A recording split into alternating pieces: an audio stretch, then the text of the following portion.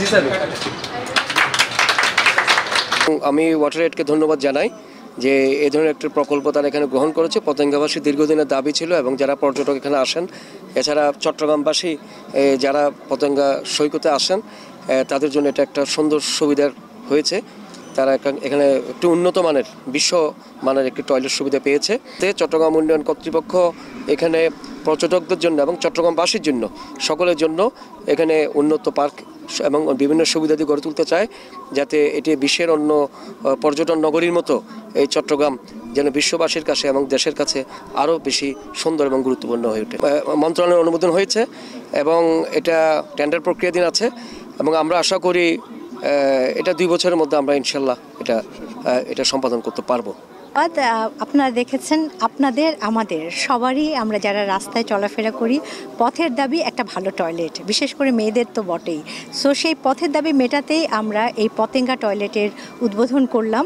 Patenga toilet করতে আমাদের বেশ কিছু খরচ পড়েছে, বিকজ এই জায়গাটা একটা নিচু এলাকা ছিল, এখানে আমরা পাইলিং করতে হয়েছে। প্রায় 80 লক্ষ টাকার চেয়েও কিছু বেশি টাকা খরচ পড়েছে, কারণ এটা একটা উন্নত মানের টয়লেট করেছি আমরা, বেশ বড়। এটাতে প্রায় 10টা চেম্বারের মতো রয়েছে, যেখানে ছেলেদের আলাদা ব্যবস্থা রয়েছে, মেয়েদের আলাদা ব্যবস্থা রয়েছে, পাশাপাশি এখানে গোসলের ব্যবস্থা রয়েছে, বাচ্চাদেরকে দুধ খাওয়ানোর ব্যবস্থা রয়েছে, ডাইপার চেঞ্জের ব্যবস্থা রয়েছে এবং পানি খাওয়ার ব্যবস্থা রয়েছে, নিরাপদ পানি খাওয়ার ব্যবস্থা রয়েছে।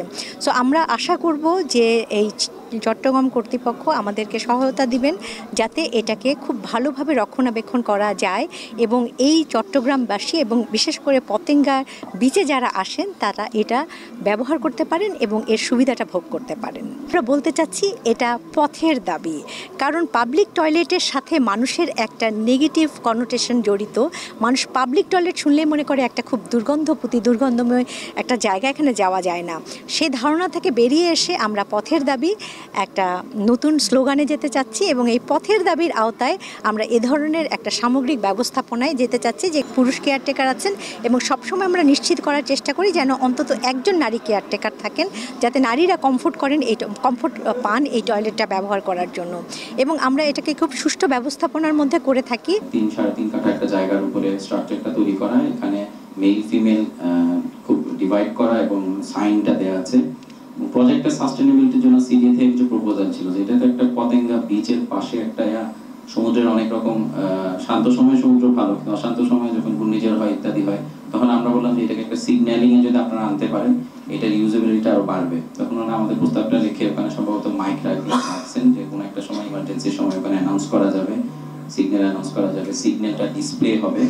তো এটাই আমাদের একটা ছোট প্রপোজাল ছিল। তো স্যার, এই টয়লেট ব্লকটার মধ্যে মেল ফিমেল আলাদা করা আছে এবং ব্রেস্ট ফিডিং কর্নার, বেবিদের ডাইপার চেঞ্জের জায়গা আছে।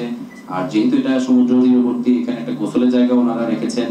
এই স্ট্যান্ডার্ডটা এবং এই ফ্যাসিলিটিটাকে নিয়ে আমরা চাচ্ছি যে এখানে আপনারাও আসেন, আমরাও যুক্ত হই, অন্য দপ্তররাও হয়তো ইন্সপায়ার্ড হয়ে এটা আরো কয়েকটা টয়লেটে চলে যাবে। এটা একটা ডিমান্ড। আচ্ছা, এটা হলো ওয়াটারএডের আর্থিক এবং কারিগরি সহায়তা এবং চট্টগ্রাম উন্নয়ন কর্তৃপক্ষ মোটামুটি আসলে এবং ডিএসকে আমরা যৌথভাবে এই পাবলিক টয়লেটটা আসলে আমরা নির্মাণ করেছি। মূলত হলো যেহেতু এটা একটা ভিজিটিং স্পট, আমরা মনে করছি যে দিনে প্রায় 5 থেকে 10 হাজার মানুষ এখানে আসলে আসবে, তাদের এই সুবিধার জন্য মূলত এটা তৈরি করা, যাতে আসলে এই ওয়াটার এবং স্যানিটেশন রিলেটেড যে সুবিধা, যেটা তারা যাতে এটা ভোগ করতে পারে।